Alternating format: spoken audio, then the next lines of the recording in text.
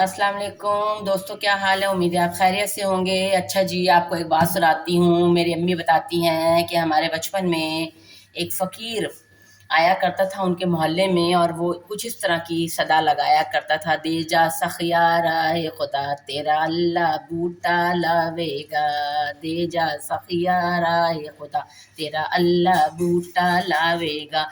देखिए जी, हमें हो गए हैं 2 महीने चैनल बनाए हुए, और मजाल है जो कोई बाहर का बंदा हमारा यूट्यूब चैनल सब्सक्राइब करता हो।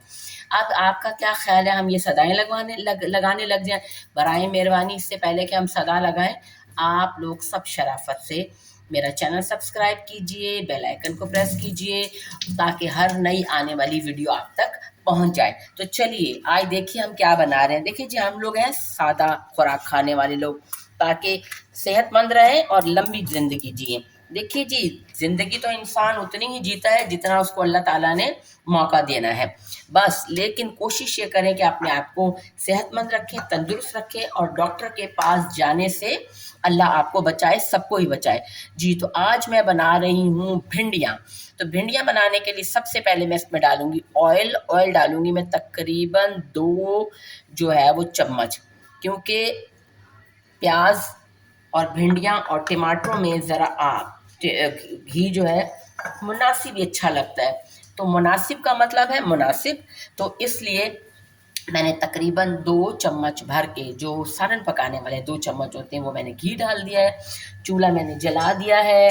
गैस आजकल बहुत कम आ रही है, आपको पता है कि तवानाई का बहरान चल रहा है। तो लिहाजा जितनी भी गैस आ रही है, मुझे इसी में अपनी भिंडियाँ पकानी है। इस वक्त हैं शाम के 6 बज रहे हैं, और रोज़ा इफ्तार होने में अभी 35 मिनट बाकी हैं। तो मैंने कहा कि चलें आज की भिंडियाँ पका ही ली जाएं तो ज़्यादा बेहतर है।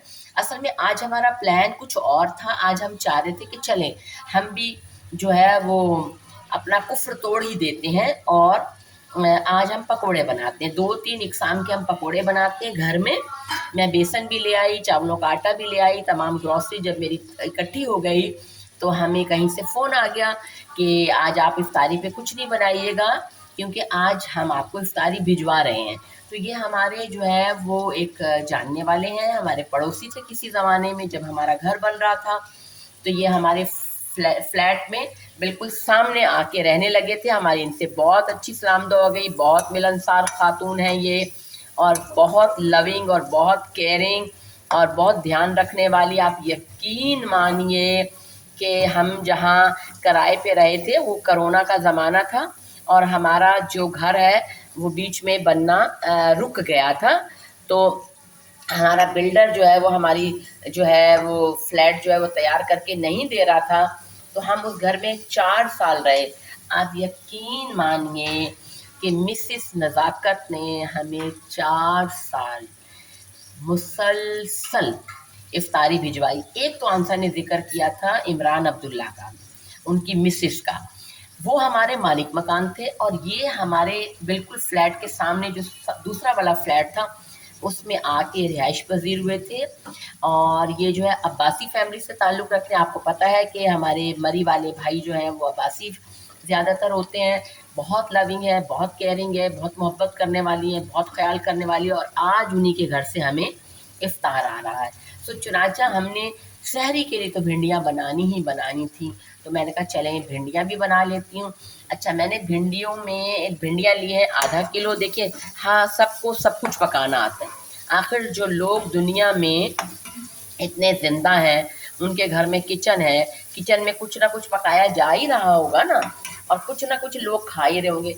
बस बात ये होती है कि आप 2 मसाले ज़्यादा डाल लेते होंगे, और मैं 2 मसाले कम डाल लेती होंगी। आपका मसाला एक कोई एक्स्ट्रा होता होगा, और मेरा मसाला एक कोई दूसरा होता होगा। पकाते सब हैं और खाते भी सब हैं। बस ये है कि ज़रा एक दूसरे की तरह तरकीब देख लें तो अंदाज़ा हो जाता है कि लोग किस में, किसी सालन में क्या चीज़ कितनी मिकदार में डालते हैं। अच्छा, मैंने यहाँ आधा किलो भिंडियाँ ली हैं, तो मैंने उसके हिसाब से आधा किलो प्याज लिए हैं, सिर्फ इसलिए कि भाई जो फ़ख्र है, वो बच्चा कोई सब्ज़ी नहीं खाता है, वो कोई बड़ा गोश्त नहीं खाता, छोटा गोश्त नहीं खाता, चिकन कोई मूड में हो तो खा लेता है, बिरयानी हर रोज़ लेकर आ जाता है, आपको तो पता है, आप हमारे व्लॉग्स देखते होंगे। उसका तो बस एक ही शौक है। मेरी बहन तो कहती है तुम्हें कुत्ते की भी बिरयानी मिलेगी तो तुम खा लोगे लड़कों, तुम्हें सिर्फ बिरयानी बिरयानी बिरयानी चाहिए होती है। सो वो प्याज टमाटर से फिर शौक से खा लेता है। तो इसलिए मैं अपनी भिंडियों में ज़रा प्याज टमाटर का ज़्यादा इस्तेमाल करती हूँ कि मैं भिंडियाँ उसको साइड में कर करके और फिर मैं क्या करती हूँ कि उसको प्याज टमाटर निकाल के दे देती हूँ और फिर वो उसी से पेट भर के खा लेता है। वरना उसका बस नहीं चलता कि वो कहे कि आप मुझे जो है ना सिर्फ बाहर की चीज़ें, रोल, समोसे, पिज़्ज़ा, बर्गर, इस टाइप का जो जितना फास्ट फूड है गंद मंद, वो आप मुझे खाने के लिए दे दीजिए। चलें जी, अभी मेरे प्याज ज़रा थोड़े से नरम हो जाए तो फिर मैं आगे आपसे बात शुरू करती हूँ। हाँ जी, तो प्रोफेशनल कुक तो मैं हूँ नहीं, मैं तो घर में खाना बनाती हूँ सिर्फ, और वो भी ज़ाहिर सी बात है, मैंने आपसे पहले ही कहा है कि सब अपना पेट भरने के लिए कुछ ना कुछ तो पकाते ही हैं। तो इसलिए मैं बहुत ज़्यादा जो है वो मुझे ना तीखे मसाले पसंद है और ना बहुत ज़्यादा मसाले, और ना बहुत ज़्यादा उल्टे-फुल्टे मसाले के 12 मसाले डाल लो। ये डाला जी मैंने 1 चम्मच नमक, ये कुटी हुई लाल मिर्च, और ये इतनी सी हल्दी। अब मैं इसमें चम्मच हिलाऊंगी।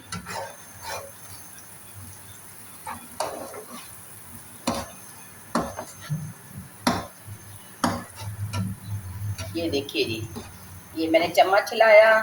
अब मैं चाहूँगी कि मेरे मसाले जले ना, तो मैं इसके अंदर डाल दूँगी अपने ये टमाटर। तो मैंने इसके अंदर डाल दिए अपने ये टमाटर।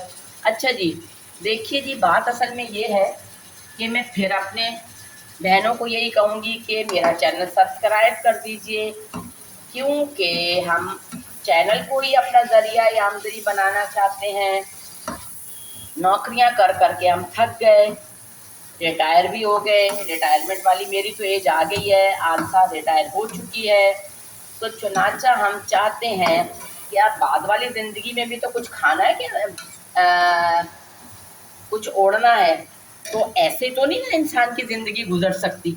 तो उसके लिए इंसान को कुछ खाना कमाना तो चाहिए। तो अब मैं इसके अंदर डाल रही हूँ 1 चम्मच भर के ये कटी हुई हरी मिर्च।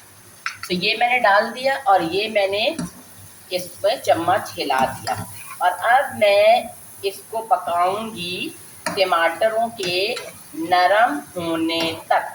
जब टमाटर नरम हो जाएंगे थोड़े से, तो मैं इसके अंदर डाल दूंगी अपनी भिंडी।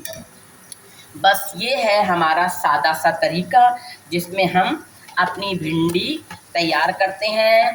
कोई हम इसके अंदर मुश्किल काम नहीं करते, सीधे सादा सा काम करते हैं हम, ताकि अपनी ज़िंदगी भी आसान और पेट की भी ज़िंदगी आसान।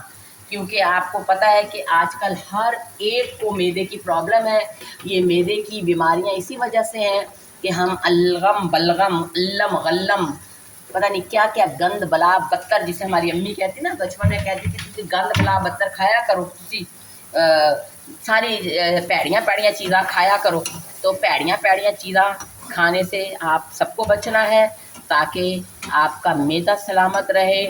मैदे की बीमारियों को उम्मुल अमराज कहा जाता है कि मैदा जो है वो उम्मुल अमराज है। मैदे में जब जब बीमारी पैदा होती है इंसान का तमाम निज़ाम गड़बड़ हो जाता है। तो अब मैं कर रही हूँ इसको ढक्कन लगा रही हूँ ताकि ये दम में इसके जो है टमाटर नरम हो जाए। हाँ जी, तो ये मेरे टमाटर हो गए हैं नरम। अब मैं इसका ढक्कन हटा लेती हूँ। ठीक है, अब मैं इससे ज़्यादा नरम नहीं करूँगी क्योंकि मेरी भिंडियों ने भी इसी में पकना है। अच्छा जी, हमारे साथ ये था कि हमारे पास एक बड़ा अच्छा पुराने स्टाइल का एक स्टील का चूल्हा मौजूद था। जब हम नए घर में शिफ्ट हुए ना, तो अल्लाह जाने हमें किसी कुत्ते ने काट लिया। और हमने कहा कि हम भी ये मॉडर्न वाला है ना, टिक टिक वाला चूल्हा इस्तेमाल करेंगे। ले आए उठा के इसे। जब ले आए, आप यकीन माने इसका फ्लेम इतना घटिया है, इतना नीच फ्लेम है इसका। ज़्यादा करो तो फुल हो जाता है, हल्का करो तो एक बीच में से फ्लेम जलता रहता है, हंडिया पूरी बीच में से जला के खाक कर देता है। उसका फ्लेम इतना अच्छा था, उसमें डबल फ्लेम था।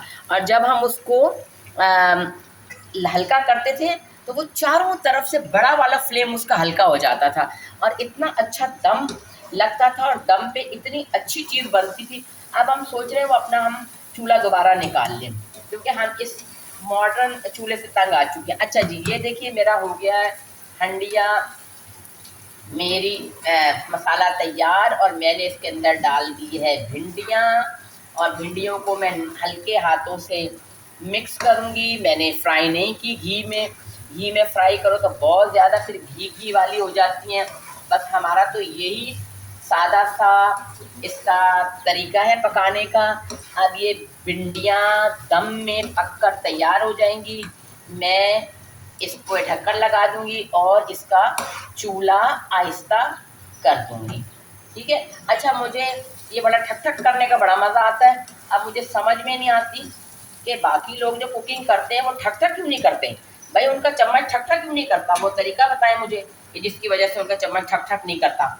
और वो अपने हंडिया में जब चम्मच डालते हैं तो क्या सालन उसके साथ लिबड़ता नहीं है, लगता नहीं है?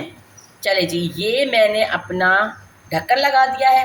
अब अल्लाह ने चाहा तो मेरी हंडियाँ हल्की आंच पे दम में पकेंगी कोई 20 मिनट के करीब। ये मैंने हल्की आंच कर दी और मैं इसके नीचे तवा भी लगाऊंगी, क्योंकि ये हल्की आंच मेरी हंडिया को तवा बर्बाद कर देगी जिस तरह की इसकी है। तो मैं इसके नीचे तवा लगाऊंगी। तो मैं फिर इसके नीचे तवा लगा के फिर आपसे मिलती हूँ थोड़ी देर में, जब तक हमारी भिंडियाँ हो गई होंगी तैयार। हाँ जी, तो देखिए ये मेरी भिंडियाँ पककर हो गई हैं तैयार, और अब मैं इसका चूल्हा बंद कर दूँगी और इफ्तार के बाद मैं देखूँगी कि इसका नमक पूरा है या कम है, तो फिर मैं उस वक्त उसका नमक पूरा करूँगी। तो नेक्स्ट रेसिपी तक के लिए इजाज़त दीजिए। अल्लाह हाफिज़।